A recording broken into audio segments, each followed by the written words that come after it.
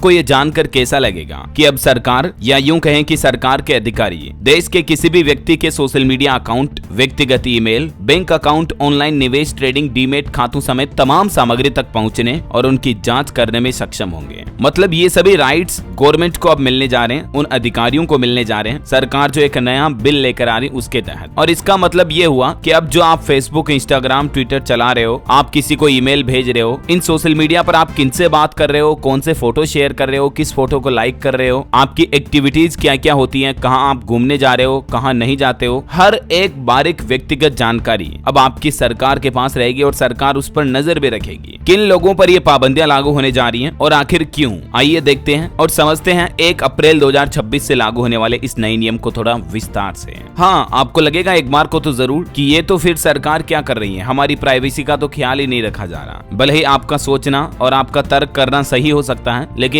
जब संसद भवन में कोई प्रस्ताव बहुमत से पारित हो जाता है और उसका जब नया कानून बन जाता है ना, तब फिर आपके और हमारे तर्क करने का कोई मतलब नहीं रहता है। ठीक ऐसा ही होने जा रहा दोस्तों। 1 अप्रैल 2026 से ही हमारे देश में इनकम टैक्स का एक नया नियम लागू होगा। सरकार हमारे देश में नए IT एक्ट का जो संशोधन बिल लेकर आ रही है, इस बिल में ऐसे ऐसे बदलाव किए गए हैं कि उन्हें जानकर आप भी हैरान हो जाओगे, चौंक जाओगे। दोस्तों, अभी हमारे देश में जो मौजूदा IT अधिनियम है 1961, इसकी धारा 132 के मुताबिक अभी तक आयकर अधिकारियों के पास ये राइट्स, ये अधिकार होते थे कि वो किसी टैक्स पेयर्स की तलाशी ले सकते थे या किसी व्यक्ति की संपत्तियों और उसके अकाउंट बुक को जब्त करने की पावर रखते थे। यदि उनके पास कोई अंदरूनी सूचना है या कोई किसी के खिलाफ शिकायत दर्ज करा देता है कि कोई भ्रष्टाचार कर रहा है या किसी के पास अघोषित आय या संपत्ति या दस्तावेज हैं जिन पर वो टैक्स चोरी कर रहे हैं, तो अभी तक इनकम टैक्स डिपार्टमेंट के पास या आयकर के जो अधिकारी थे उनके पास सिर्फ किसी व्यक्ति की तलाशी लेने, उनकी संपत्ति और अकाउंट बुक को जब्त करने की पावर थी। ठीक है, बाकी इतनी पावर नहीं थी कि आप उनके सोशल मीडिया अकाउंट चेक कर रहे हो, उनके ईमेल चेक कर रहे हो, उनका डीमेट अकाउंट चेक कर रहे हो। ये पुराने आयकर अधिनियम में पावर नहीं थी। लेकिन जो आयकर विधेयक 2025 की धारा 247 है, वो हर एक शख्स का पूरा डेटा, पूरा का पूरा ब्यौरा उसकी जिंदगी से जुड़ा वो आयकर अधिकारियों को देता है। इस विधेयक की इस धारा में आयकर अधिकारियों को ये शक्तियों का प्रयोग करने की इजाजत होगी कि वो किसी भी शख्स के किसी भी दरवाजे, बक्से, लॉकर, तिजोरी, अलमारी या अन्य पात्र का ताला तोड़ सकते हैं, किसी भी इमारत, स्थान आदि में प्रवेश कर पाएंगे और वहां तलाशी ले पाएंगे जहां उसकी चाबियां या ऐसी इमारत, स्थान आदि तक पहुंच उपलब्ध नहीं है। इसके अलावा किसी उक्त कंप्यूटर सिस्टम या वर्चुअल डिजिटल स्पेस तक भी पहुंचकर कोड को ओवरराइड करके पहुंच प्राप्त करें। मतलब समझ रहे हो? अब अगर आप अधिकारियों को आपके ईमेल के पासवर्ड, यूजर नेम नहीं देते हो तो वो आपके ईमेल को, सोशल मीडिया अकाउंट को हैक करके भी आपके इन अकाउंट की डिटेल्स के अंदर घुस सकते हैं। ये अधिकार भी होंगे आयकर अधिकारियों के पास, समझ गए हो? क्योंकि इस नए अधिनियम में ऑनलाइन एसेट्स पर जांच की पूरी तरह से छूट दे दी गई है। आपके computer, digital asset, email, online financial accounts सब कुछ जांचने के अधिकार होंगे। अगर कोई व्यक्ति, कोई टैक्स पेयर जांच में सहयोग करने से मना करता है या ईमेल या सोशल मीडिया अकाउंट की पासवर्ड, यूजर नेम डिटेल देने में आनाकानी करता है, तो फिर अधिकारी उनके अकाउंट के पासवर्ड को सीधा बाईपास कर पाएंगे, सेफ्टी सेटिंग्स को ओवरराइड कर सकते हैं और फाइलों को अनलॉक कर सकते हैं। एक और महत्वपूर्ण पॉइंट समझिए कि वर्चुअल डिजिटल स्पेस क्या है। दोस्तों,